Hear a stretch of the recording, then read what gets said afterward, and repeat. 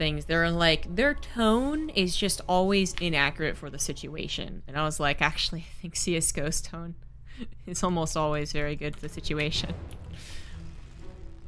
Just reading about other things outside of this community, it just makes me appreciate and understand overall esports communities a bit better, you know?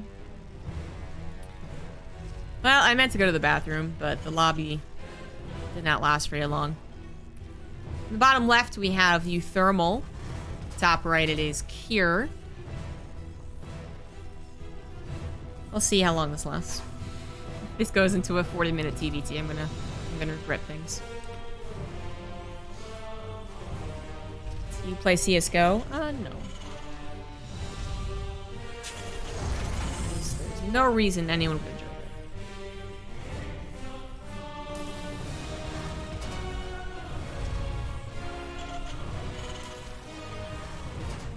Double gases for either one. TvT is TvT.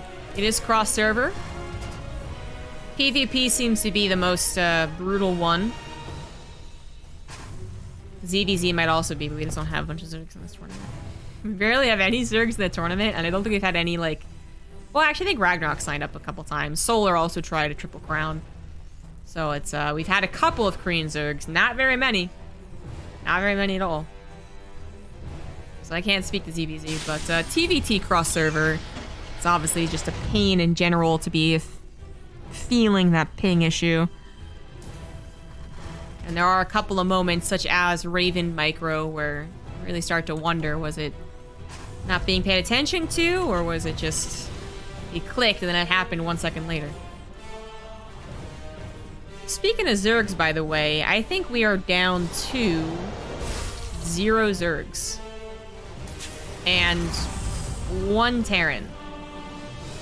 Because one of these Terrans is going to win. So the round of 8 of this Open Cup is going to have 2 Terrans. No, 3 Terrans probably, because Soul is facing some guy I don't recognize. And 5 Protosses. That's balance I love. It's funny. No, I just don't. I don't appreciate PvZ right now, which is very likely to happen in these Open Cups if Zergs do appear, like Denver just facing Geralt, for instance. But I do miss Zergs in the round of 8 and the round of 4. You just don't get very far.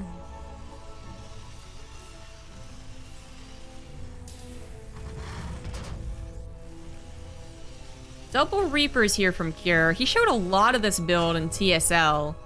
So it does seem to be his go-to cross-server safety build, is what he said it was.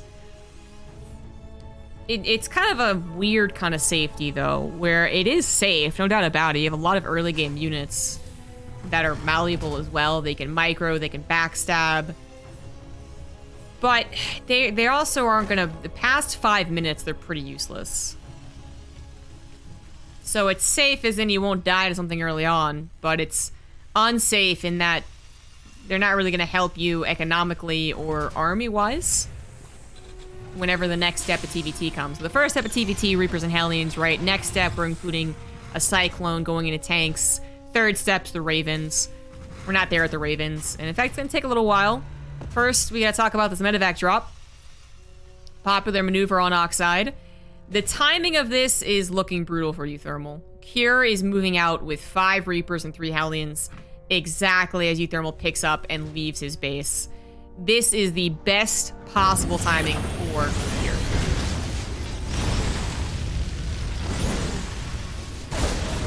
Because it's not just that he finds the army out of location, it's that uThermal's own attack happens pretty late in comparison. That said, there really isn't a lot for Cure, despite, you know, that 15-second gap between the 2 attacks. Cure just didn't have a lot of production. He'd been focused so much on building up, again, these units that don't necessarily help in the early game. A Cyclone pops out, gets the lock on the medevac. uThermal should have been able to save that, I feel. But he's focusing on 2 different locations, perhaps. Didn't get the save. I feel like he could have boosted that away, because then the Cyclone gets drawn into the tank fire. Now he's down in medevac. doing a lot of damage to the production, but he needs to do so much more damage to the SCVs, and it doesn't look like it's going to happen. Units all come back here for cure. They didn't die. And while they might not be usually used against a tank, they will be in sufficient numbers. Take out the tank, take out the Marines, clean things up, and uThermal now down 9 workers. Yikes.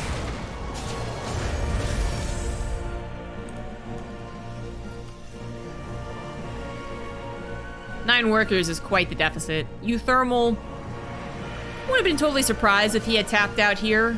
He's not someone who gives up easily, but I think he does tap out quicker than some of the other players out there. Especially in like game 1s or early starts of tournaments. But this time he's going to try and stick it out. He might just be trying to do his follow-up push, feeling like he's got one more chance because his army quality is still a bit better.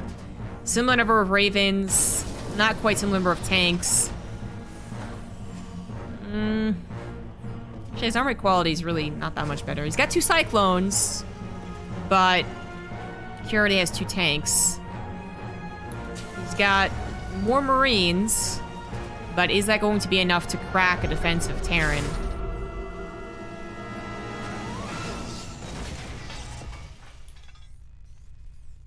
I think uThermal is pretty much going for a 2-base all-in. Pretty much. Kira's going to be able to stall it out for at least a couple of seconds. Reapers will also again threaten a potential backstab. uThermal trying to add on a kind of a cheeky Liberator almost, hoping that Kira didn't go right into Viking production, which he didn't. Something that uThermal doesn't know, only now that the swap of the Raven production. Because, well, he went up to 3 Ravens. You don't get very much any more than that. Reapers go for the backstab. Not much you can do about it. Tank pops, but it's going to take a little while to clean things up. uThermal is already all in, so it's almost doesn't matter. Kira kind of saw this one coming, didn't he? Lots of interference matrix on either side. uThermal, he knew this was going to happen. Like, almost 100%. The only chance he had was that Kira wasn't in position. So he was like, let's try it. And then Kira was totally in position, and it was never gonna work. GG.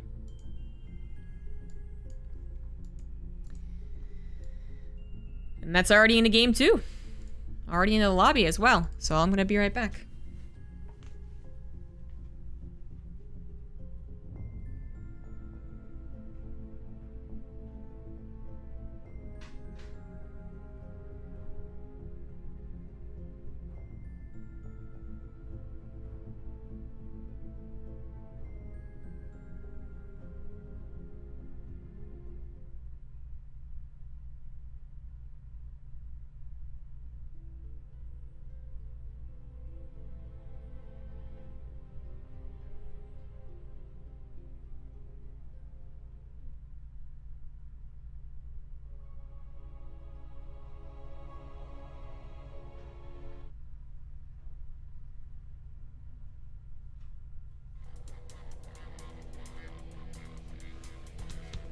Perfect. And loop. In the top left down 1, he is uThermal. Bottom right, it is Kier. Kier is kind of a god at TvT. He was very well known for being a TvT sniper back in team leagues. Then maybe just like kind of dipped away in general. And is now back and still with a very high TvT win record. To be fair, a lot of the Korean Terrans have a high TvT win record.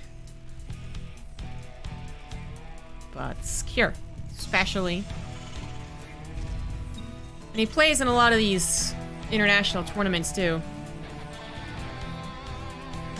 That's where he first got known to be an online beast before we were all forced to online. So he seems to be the most comfortable Korean in the face of crossover TvT. Facing Maru, well, that's tough for anyone. Facing Innovation, everyone in Korea's got good TvT, but cross-server, that can always throw a wrench into things. It doesn't really seem to throw a wrench into Cure that often. Sometimes, not that often. I think uThermal already knew this was going to be really difficult, even with the ping advantage, even with the time advantage. Because Kira doesn't usually play in these open cups. So it is a bit surprising to see him here. I think uThermal is already sizing things up. He's usually, if anything, he's usually brutally pessimistic on his own chances. Not even honest, I would say. I think he actually does undersell his potential a lot, but that's what he does. He's a little memester. He'll make fun of himself a lot. In the case of defeating a guy like Kier, I think it is very likely that uThermal wins a game, and a little less likely that he wins a series.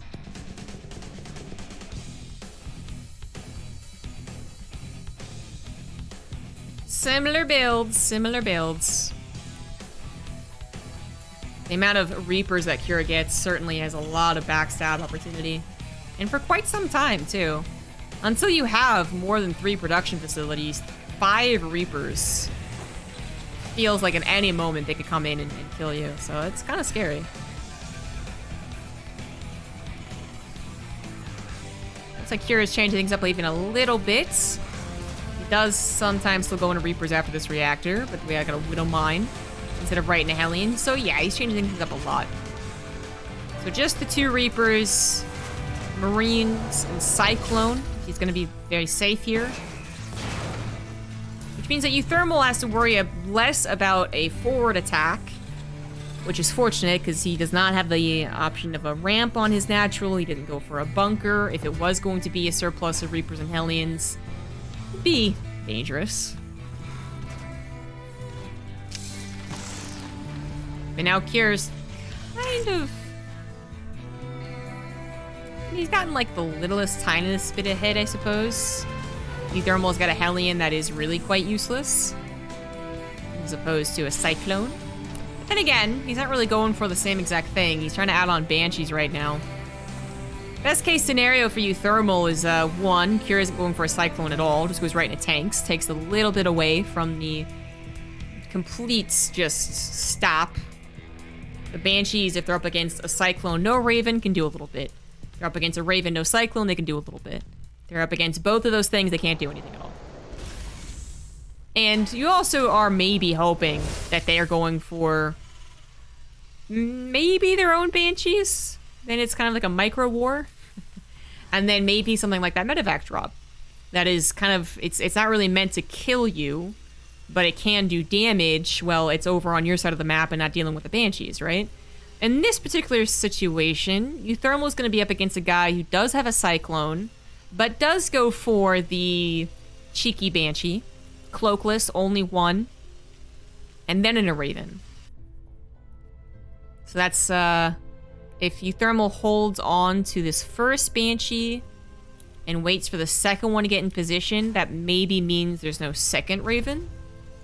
Okay, he's not going to hold on. So in this case, that means there's no first Raven. Which is also fine. You have to play a little bit around the idea the Cyclone's going to catch you. It's going to get you. Gonna get you. But you actually want to stay uncloaked, because cloak will break the lock on if they're not pre-scanned. In this case, maybe... Oh, nope, here it is not pre-scanned.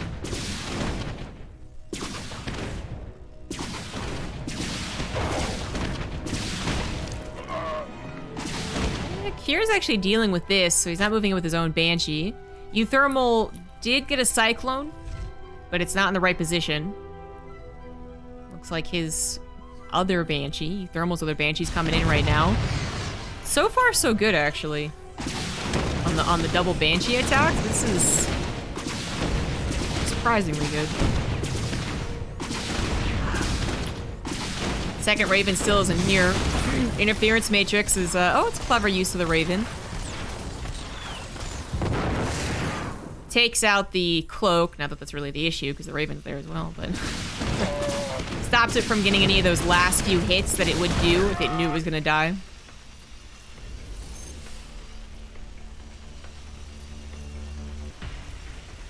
In total, uThermal finds 11 SCV kills, and Kier found nothing. Kier just didn't micro with his Banshee. Not yet, anyways.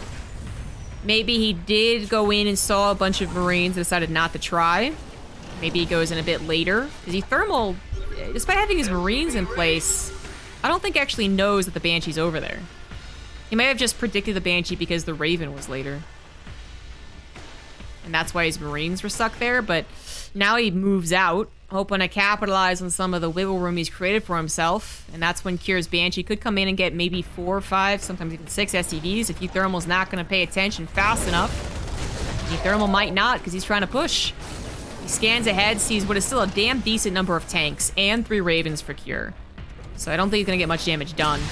SCVs were pulled pretty quickly, so only 3 will go down. 4, just the last second. Not terrible for a Cloakless Banshee.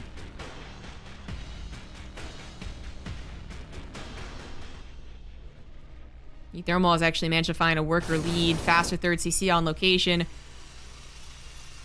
and an army supply lead. Stim lead as well. Really, the only thing that uThermal is not in the lead with is Raven count.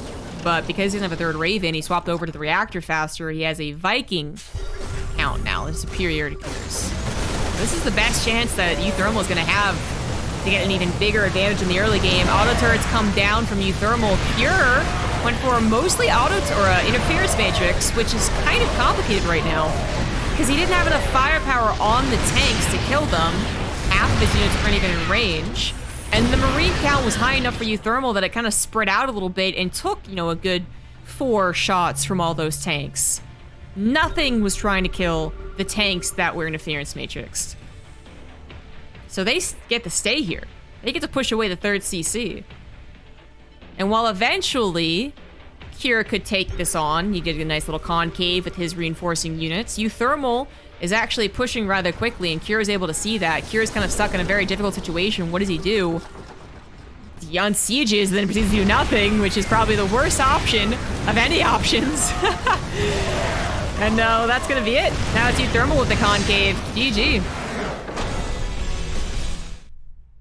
A double Banshee opener, totally unscouted, really did throw a wrench into Kier's plans. But then the engagements really did not go well for Kier at all.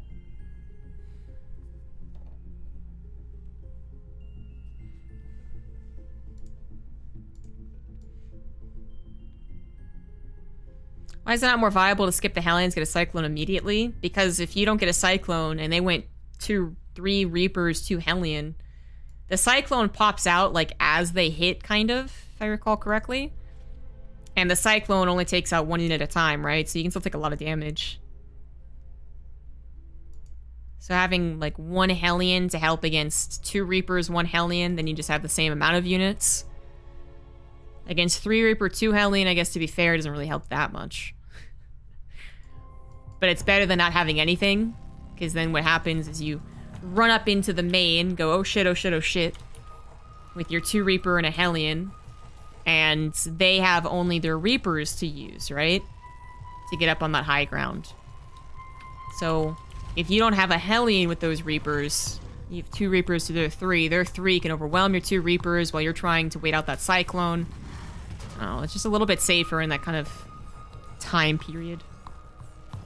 It's a small sliver of a time period, but it exists. And I'm guessing it's an even bigger sliver on a map like Beckett, which we're on. Bottom left, it's uThermal. Top right, it's Kier.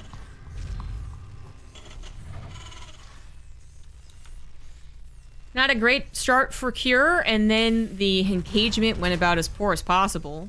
Followed up by another engagement that was about as poor as possible. Unsieges the tanks, then doesn't do anything with it, because I am 98% sure that his Sand saw the army move out. Not 100% to be fair, but 98% sure. So, I feel like that might have been one of those brain farts. Pretty rare for professional gamers. A lot of the time they've experienced so many things that almost everything they do is backed by habit, at the very least. The unsiege though, I'm not sure. The unsiege into not moving them at all felt like well, now what? Shit, I don't know.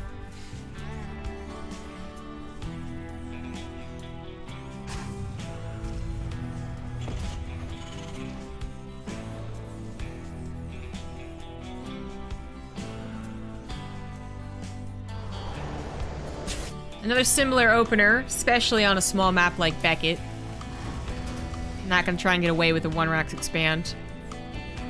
Cure, with his kind of favored 5 Reaper 3 Hellion build, I think is always gonna be a threat against anyone who's up against him. So whoever's facing Cure probably doesn't go for a 1 Rax expand. For Cure, I mean, sometimes he can maybe use this idea that he's always gonna do the thing and actually go for a 1 Rax expand. Ooh, that was weird. But nope, playing it safe, both of them are. Command centers do go down. Let's see how many units they end up creating.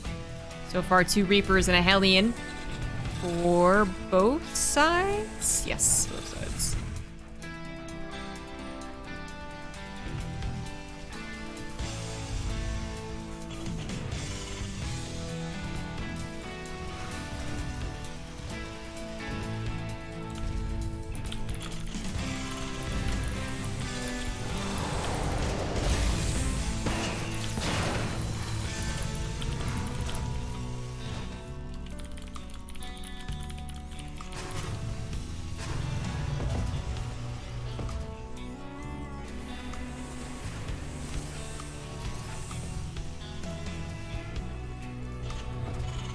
Not a whole lot of early game pressure. Pretty quick 3rd gas from Cure. But no quick 4th gas. Alright, so no surprise early mech build.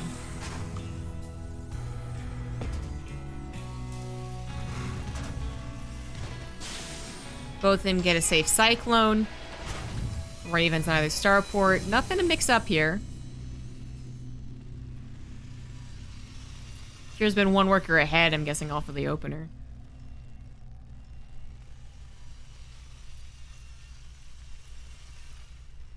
The timing of the gases. Second Cyclone, actually, for uThermal. Gives you that map control, but you try and actually use it when someone's turtled up, just defending their 2 bases, and you'd rather have tanks. I'm still not totally on board this, like, double Cyclone thing. But it's not my job to be on board or not. I just communicate why a professional player would maybe want to go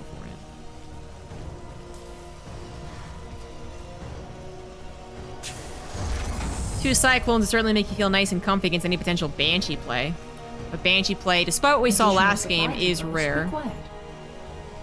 And it is Cure going into double Raven, perhaps again into triple Raven, because he's done that in both games. One was a success, the other one was not, but both of them had 3 Ravens. That pushes off his Vikings, but then gives him a 3rd Raven building up energy. It's kind of a different way of approaching an engagement. uThermal is going to take that map control like I was talking about. Not that Cure's really trying to move out.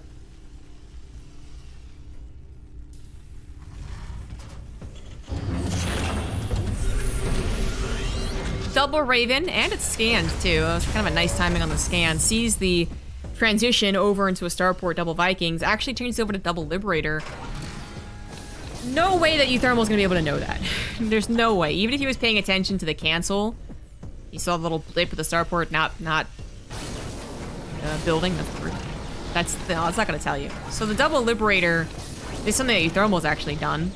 It can just go for like a 1 punch to the face. If you get a little bit of momentum on your side with the Ravens, and then you come in suddenly with Liberators too, uThermal is going to have to move his units, even though he has Vikings. But what you usually do with 2 Liberators is hit 1 to the left, 1 to the right, and then drive up the middle with the army. But the army's already happening in the middle of the map. It's actually quite a little scuffle here, and oh, uThermal. He actually could have saved both those Ravens. They went into the auto turret range, and then I'm guessing Cure focus fired them. So that's unfortunate for uThermal, but fortunate for him, he finds the Liberator, and it's very rarely won. But then he also gets a tank locked on, so again, back to being unfortunate for uThermal, who loses both tanks. And all I can say is that he killed 1 Liberator. Loses his tanks, loses his Ravens. 1 Liberator goes down. As I said, maybe he's predicting the 2nd one, but it's just overall bad news for Blue Terran.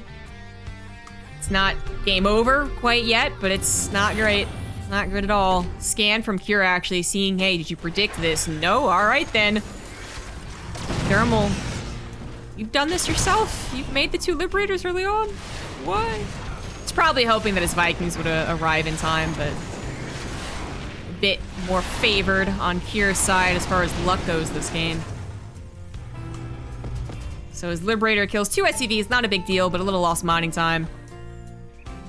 Much more importantly is the Raven losses and the tank losses. uThermal setting up what is probably a little chihuahua of a contain, you know? It's like kind of scary because you don't want to be bit, but is it going to hold forever? No. The Viking count is quite scary. To be honest, I did not recognize that he had 8 Vikings already created, so that's nice.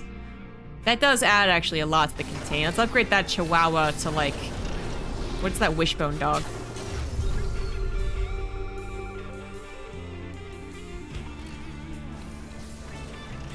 Someone's gonna know. Someone's a dog expert. Kier is actually going to scan as uThermal on sieges, kind of perfectly timed, takes the advantage, goes to the acceleration zone, tries to pounce on uThermal. uThermal's gonna win the air war, but what about the ground war? He doesn't have enough tanks as the Marines of Kier get through another acceleration zone, right on top of every single tank, and just barely enough, maybe? Not quite. Not quite enough from Kier to take out this last tank, but he still has 4 tanks to 1, and there you go. uThermal loses his last tank while trying to defend his 3rd CC. 1 more tank is on the way. 5 Vikings about to come out too, so Kier actually, he might be over-investing here. The Vikings are gonna try and land behind the tanks, and they're somewhat successful. Kind of. Only 1 tank falls, however, and these SCVs are starting to fall too, off of mining as well. I think they overstayed their welcome. They shouldn't have chased that long. And Kier, very attentive to killing the last tank of his opponent, also comes in here with reinforcements. It's actually some of the smallest, tiniest little TvT battles I've ever seen. Focus fire being huge in this game. And uThermal at the very last does get the victory, I suppose, with the last engagement, but overall, no, he did not. He leaves with 1 Viking. He pushed away Kier for 5 seconds, but Kier still has a 15 worker lead. He still's got a good enough army. He is a bit later to the 1-1. But combat shields is faster for Kier, and his production is faster by the looks of things. Yeah, his 5 barracks are done with reactors, and uThermal only has 3 barracks. That's gonna be a big deal. uThermal has kept himself alive, however. Like, the biggest problem was when he just didn't have any tanks. But his Vikings were just barely enough to push away Kier's only tank push. That's where Vikings are quite happy. Now, uThermal can hopefully, use the defensive points of Beckett with any number of tanks he can try and muster here to defend. But it seems like it's already too much. It's already too late. uThermal doesn't even have a tank in position. Even if he did, it would have been destroyed. He's trying to go for a drop, but it rolls over. And that is it. Kier takes the 2-1. uThermal made him work for it.